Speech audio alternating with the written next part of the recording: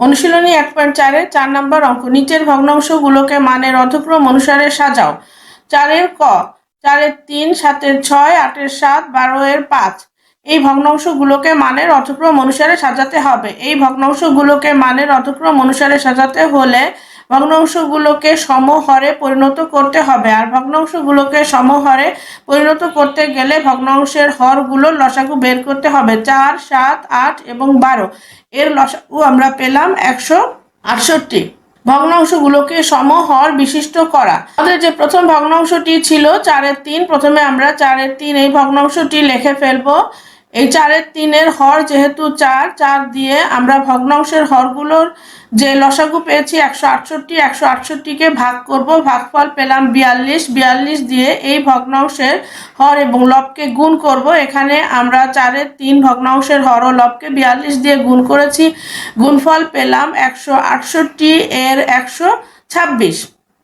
এবার আমরা দ্বিতীয় ভগ্নাংশ 7 6 এটা লিখে ফেলবো। 7 6 এর হর হচ্ছে 7, 7 দিয়ে আমরা ভগ্নাংশের হরগুলোর যে লসাগু পেয়েছি 168, 168কে 7 দিয়ে ভাগ করব, ভাগফল পেলাম 24, 24 দিয়ে এই ভগ্নাংশের হর এবং লবকে গুণ করব। এখানে আমরা ভগ্নাংশের হর ও লবকে গুণ করেছি, 24 দিয়ে গুণফল পেলাম 168 এর 144। এবার তৃতীয় ভগ্নাংশটি লিখে ফেলবো। 8 এর 7 এর হর হচ্ছে 8, 8 দিয়ে আমরা 168কে ভাগ করব, ভাগফল পেলাম 21, 21 দিয়ে ভগ্নাংশের হর ও লবকে এখানে গুণ করেছি, গুণফল পেলাম 168 এর 147। এরপর চতুর্থ ভগ্নাংশ 12 এর 5, এখানে হর হচ্ছে 12, তাই 12 দিয়ে আমরা ভগ্নাংশের হরগুলোর যে লসাগু পেয়েছি 168, 168কে আমরা 12 দিয়ে ভাগ করব, ভাগফল পেলাম 14, 14 দিয়ে ভাগফল দিয়ে আমরা এই ভগ্নাংশের হর ও লবকে গুণ করব। এখানে আমরা হর ও লবকে গুণ করেছি 14 দিয়ে, উত্তর পেলাম 168 এর 70। আমরা দেখছি যে আমরা ভগ্নাংশগুলোকে সমহরে পরিণত করে ফেলেছি। এখানে সবগুলো ভগ্নাংশের হর 168 সমহর বিশিষ্ট এই ভগ্নাংশগুলোকে আমরা এভাবে লিখে ফেলবো। সমহর বিশিষ্ট ভগ্নাংশের লবগুলোর মধ্যে তুলনা করে পাই। এখানে সবচেয়ে বড় লব হচ্ছে 147, তাই আমরা লিখবো 147 greater than 144, 144 greater than 126, 126 greater than 70, 70 হচ্ছে সবচেয়ে ছোট। এবার আমরা লিখে ফেলবো 147 যেই ভগ্নাংশের লব ছিল সেই ভগ্নাংশটি লিখবো। 147 ছিল 168 এর 147, এই ভগ্নাংশের লব 147, তাই আমরা এই ভগ্নাংশটি লিখে ফেলবো। এইভাবে এই লবগুলো, প্রত্যেকটা লব যে ভগ্নাংশের লব ছিল সেই ভগ্নাংশগুলো গ্রেটার দেন চিহ্ন ব্যবহার করে এভাবে লিখে ফেলবো।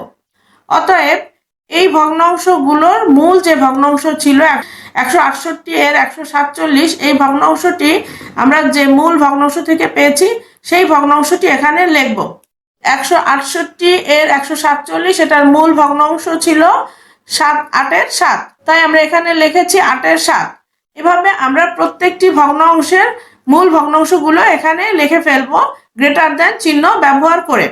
এখানে আমরা যেহেতু ভগ্নাংশগুলোর মধ্যে তুলনা করেছি তাই আমরা গ্রেটার দেন চিহ্ন ব্যবহার করে এইভাবে লিখব। অতএব অধক্রম অনুসারে সাজিয়ে পাই। এবার আমরা অধক্রম অনুসারে সাজাবো যখন, তখন আমরা গ্রেটার দেন চিহ্ন দেব না, তখন আমরা এইভাবে ভগ্নাংশগুলো পরপর লিখে ফেলবো এবং কমা দিয়ে দেব মাঝখানে। 4 এর খ, এই ভগ্নাংশগুলোকে মানের অধক্রম অনুসারে সাজাতে হবে। এই ভগ্নাংশগুলোকে যদি আমরা মানের অধক্রম অনুসারে সাজাতে চাই তাহলে ভগ্নাংশগুলোকে সমহরে পরিণত করতে হবে। আর ভগ্নাংশগুলোকে সমহরে পরিণত করতে হলে আমাদের ভগ্নাংশের হরগুলোর লসাগু বের করতে হবে। 25, 40, 65 এবং 130 এর লসাগু আমরা পেলাম 2600। ভগ্নাংশগুলোকে সমহর বিশিষ্ট করা। আমরা এখানে ভগ্নাংশগুলোকে সমহরে পরিণত করব, এজন্য এই কথাটি লিখে নিয়েছি। ভগ্নাংশগুলোকে সমহর বিশিষ্ট করা। আমাদের প্রথম ভগ্নাংশ 25 এর 17, এটা লিখে ফেলবো। 25 এর 17 এর হর হচ্ছে 25, এই 25 দিয়ে আমরা ভগ্নাংশের হরগুলোর যে লসাগু পেয়েছি 2026, 2026কে ভাগ করব, ভাগফল পেলাম 104। 104 দিয়ে আমরা এই ভগ্নাংশের হর ও লবকে গুণ করেছি, গুণফল পেলাম 2600 এর 1768। এরপর দ্বিতীয় ভগ্নাংশ 40-এর 23, এটা লিখবো। 40-এর 23-এর হর হচ্ছে 40, তাই 40 দিয়ে আমরা ভগ্নাংশের হরগুলোর যে লসাগু পেয়েছি 2600কে ভাগ করব 40 দিয়ে, আমরা পেলাম 65। 65 দিয়ে আমরা ভগ্নাংশটির হর এবং লবকে গুণ করেছি, গুণফল পেলাম 2600 এর 1495। এরপর তৃতীয় ভগ্নাংশ 65 এর 51 লিখবো। এখানে হর হচ্ছে 65, 65 দিয়ে আমরা ভগ্নাংশের হরগুলোর যে লসাগু পেয়েছি 2026কে ভাগ করব, ভাগফল পেলাম 40। 40 দিয়ে আমরা ভগ্নাংশের হর ও লবকে এখানে গুণ করেছি, এই ভগ্নাংশের হর ও লবকে গুণ করেছি, গুণফল পেলাম 2600 এর 2040। এরপর আমরা চতুর্থ ভগ্নাংশটি লিখে ফেলবো। এই ভগ্নাংশের হর হচ্ছে 130, তাই 130 দিয়ে আমরা ভগ্নাংশের হরগুলোর যে লসাগু পেয়েছি 2600, 2600কে ভাগ করব, ভাগফল পেলাম 20। 20 দিয়ে আমরা এই ভগ্নাংশের হর এবং লবকে গুণ করব, গুণফল পেলাম 2600 এর 1340। এখানে দেখতে পাচ্ছি যে আমরা সবগুলো ভগ্নাংশকে সমহরে পরিণত করে ফেলেছি, সবগুলো ভগ্নাংশের হর হয়েছে 2600। আমরা এই সমহর বিশিষ্ট ভগ্নাংশগুলোকে এখানে লিখব এবং তারপর লিখব সমহর বিশিষ্ট ভগ্নাংশের লবগুলো তুলনা করে পাই, কারণ আমরা এখন এই ভগ্নাংশের লবগুলো তুলনা করব।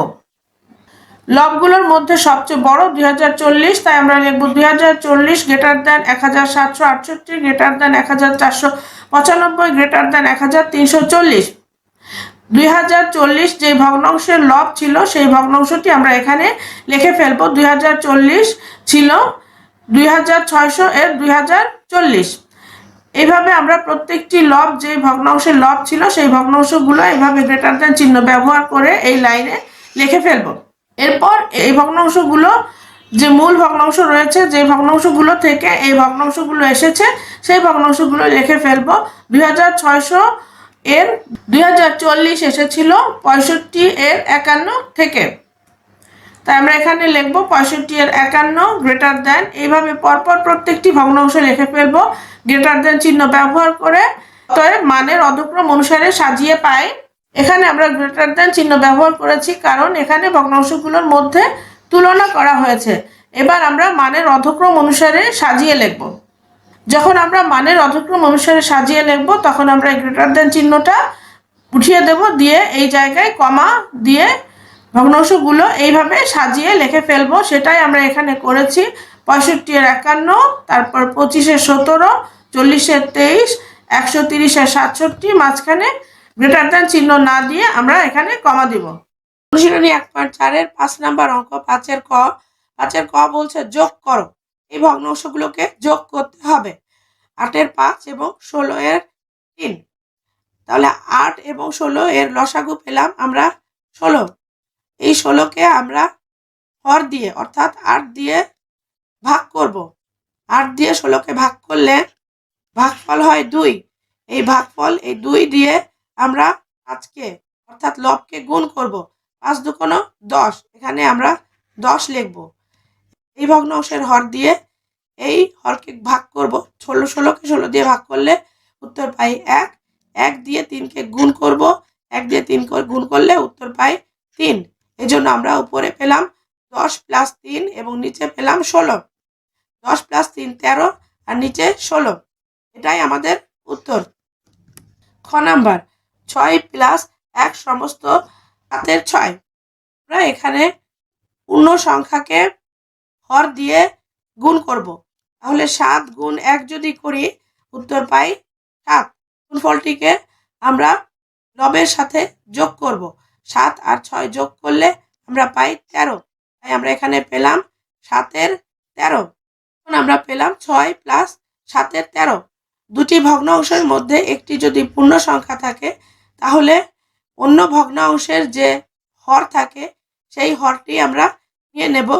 এখানে হর আছে 7, আমরা এখানে 7 লিখে ফেলব। এই পূর্ণ সংখ্যার নিচে আমরা মনে মনে 1 ধরে নেব।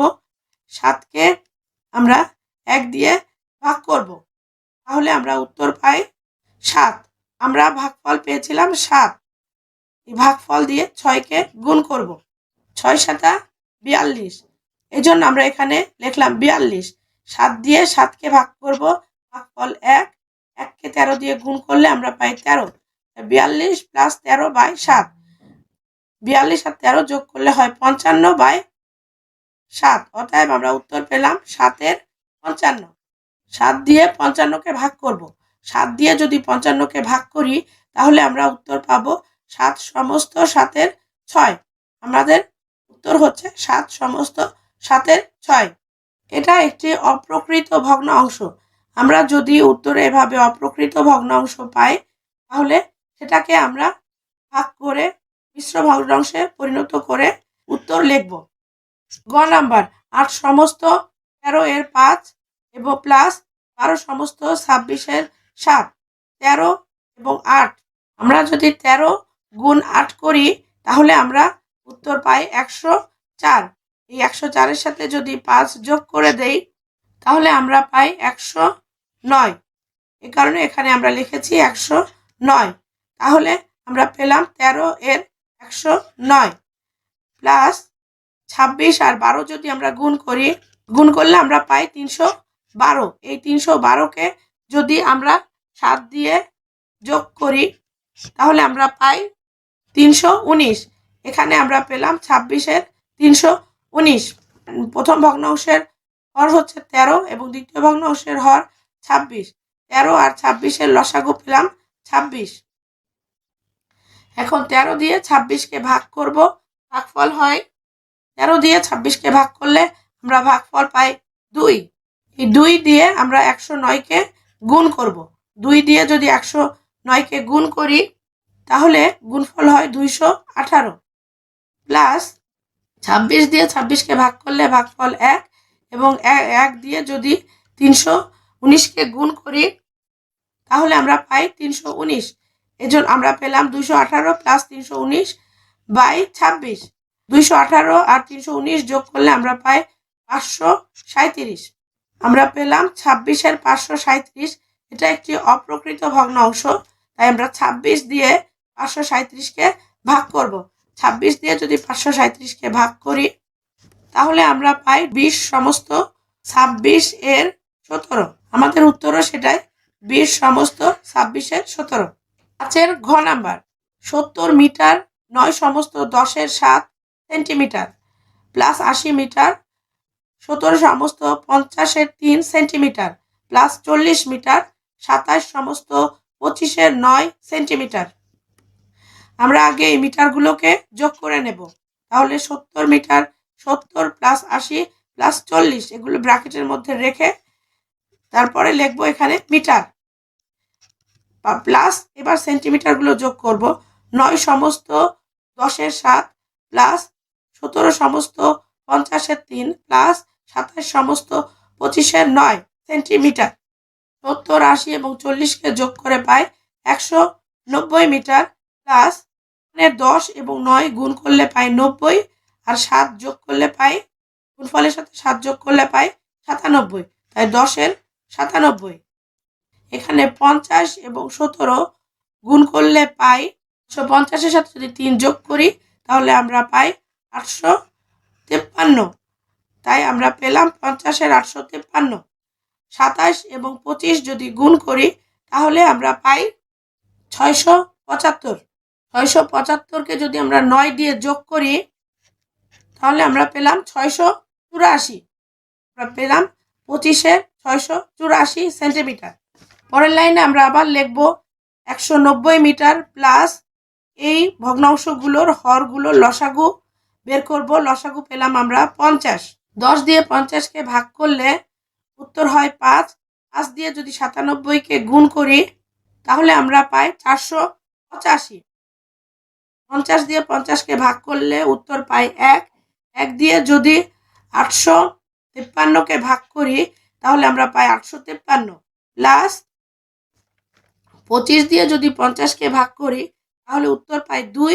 2 দিয়ে 684কে গুণ করলে উত্তর পাই 1368। নিচে আবার সমান চিহ্ন দিয়ে 190 মিটার প্লাস উপরের এগুলোকে যোগ করে ফেলবো। যোগ করে পেলাম 2706 এবং নিচে 50 ছিল, 50ই থাকবে। এখন 2706 এবং 50কে যদি আমরা 2 দিয়ে ভাগ করি তাহলে 50 কেটে হলো 25 এবং 2706 কেটে হলো 1353। আমরা পেলাম 190 মিটার প্লাস 25-এর 1353 সেন্টিমিটার সমান 190 মিটার 54 সমস্ত 25-এর 3, 54 সমস্ত 25-এর 3 সেন্টিমিটার। এটা আমরা পেলাম।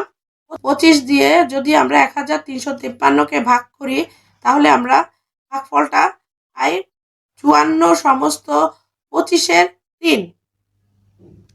এখানে আমরা সেই 54 সমস্ত 25-এর 3 লিখেছি।